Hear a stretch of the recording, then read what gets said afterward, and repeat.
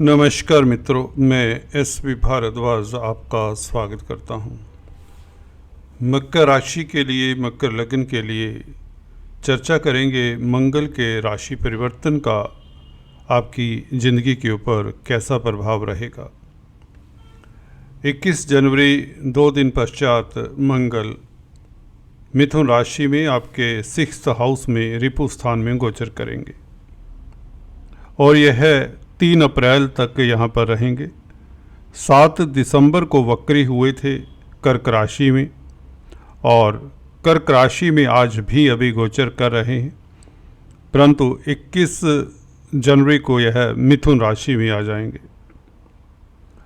24 फरवरी तक यह वक्री रहेंगे, तो 80 दिन वक्री रहने के पश्चात यह 24 फरवरी से मार्गी होंगे। तकरीबन 1 महीना यह मिथुन राशि में 6th हाउस में वक्री रहेंगे 24 फरवरी तक। उसके पश्चात ये इसी राशि में मार्गी होकर गोचर करेंगे 3 अप्रैल तक।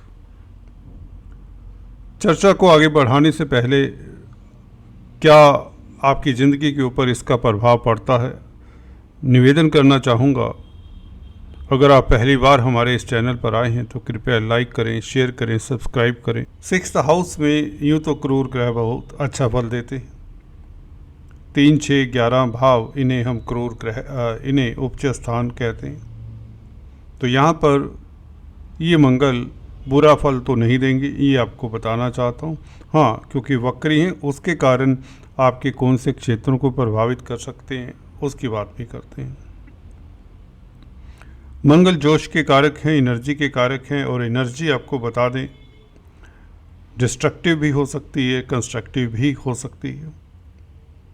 अगर आप कंस्ट्रक्टिव पहलुओं को देखते हैं, अपने आप के ऊपर नियंत्रण रखते हैं, किसी की बातों में नहीं आते, किसी के झगड़े फसाद में नहीं पड़ते, तो आप अपनी समझबूझ से कई तरह की प्रॉब्लम से बचते भी हैं। इसे हम कहते हैं ये कंस्ट्रक्टिव वे ऑफ लिविंग, अपनी एनर्जी को कंस्ट्रक्टिवली अप्लाई करना।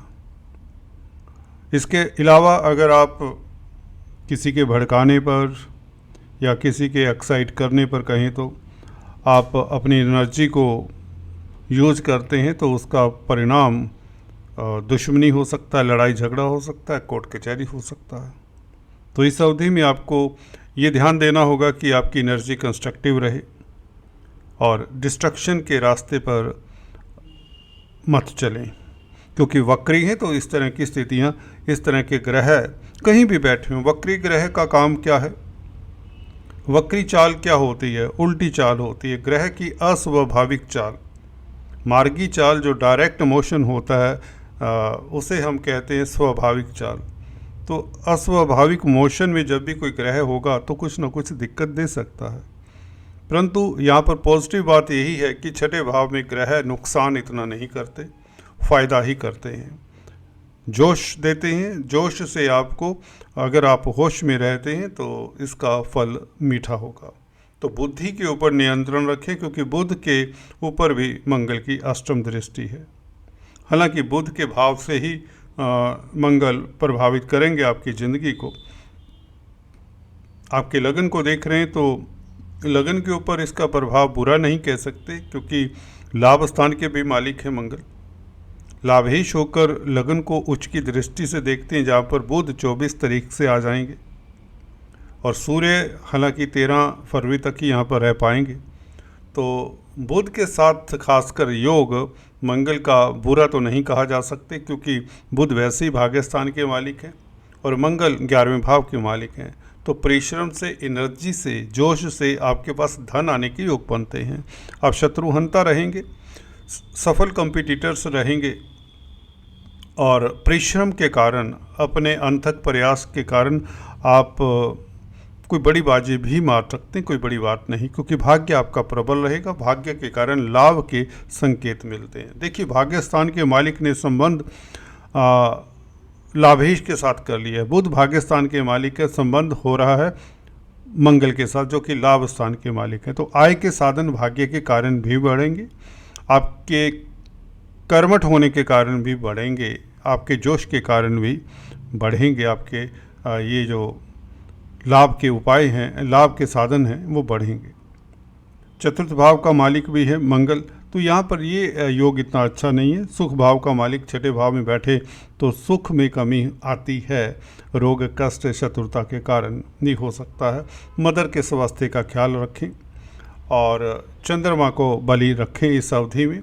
अगर चांदी शरीर पर धारण नहीं की हुई तो आप चांदी जरूर धारण किया करें। हाँ, मोती धारण ना करें क्योंकि सप्तमेश भी हैं चंद्रमा। सप्तम भाव मार्ग का स्थान कहलाता है, इसलिए आपको पर्ल सुच्चा मोती धारण नहीं करना चाहिए। इसके बनिस्पत आपको चांदी धारण करनी चाहिए। इस अवधि में लाल कपड़ों का इस्तेमाल ना करें ज़्यादा जब तक मंगल वक्री और छठे भाव में है, क्योंकि यह डिस्ट्रक्शन का भी संकेत देता है।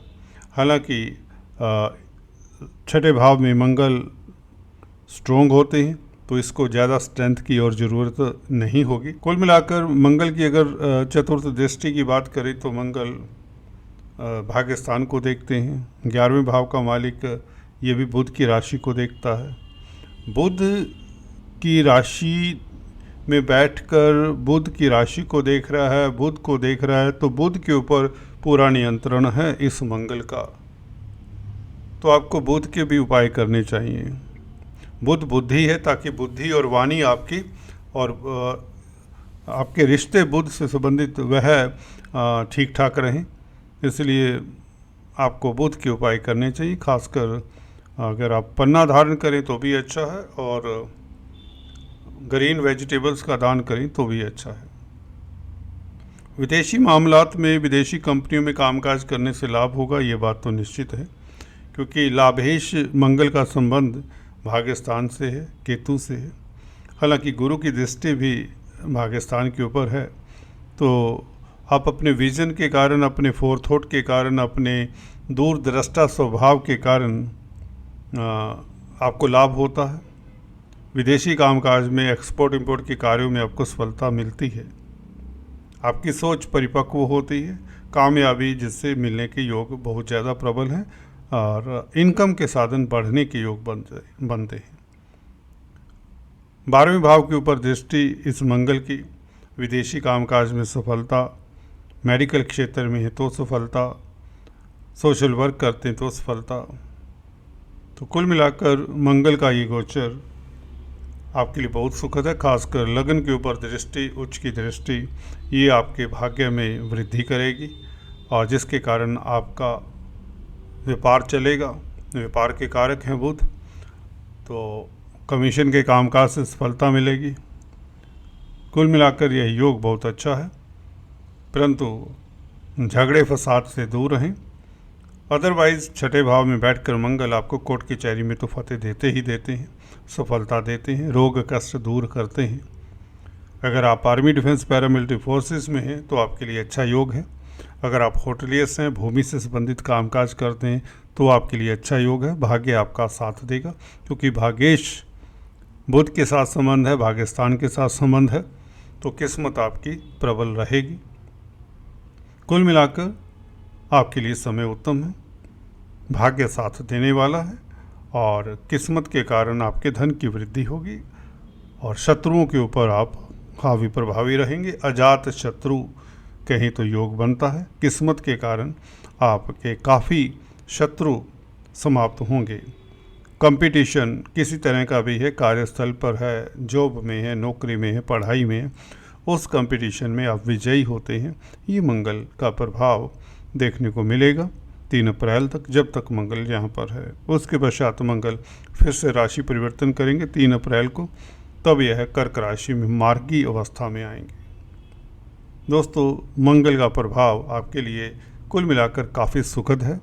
अगर आप सतर्कता के साथ चलते हैं, बौद्धिक बल का यूज़ करते हैं, जोश में नहीं आते, याद रखिए ये आपको विजयश्री का डंका बजाने वाला है आपका, क्योंकि दूसरे ग्रह शनि, शुक्र, राहु, गुरु, बुध, ये सभी ग्रह अच्छे ही कहे जाएंगे, बहुत अच्छे हैं बल्कि। इसलिए मंगल, मुझे नहीं लगता आपके रास्ते में कोई दुविधा क्रिएट कर सकता है। फिर भी जिनकी मंगल की महादशा अंतरदशा है, उन्हें मंगल के उपाय कर लेने चाहिए। आज इतना ही, फिर से मिलेंगे, तब तक के लिए stay tune. Thanks for watching this video.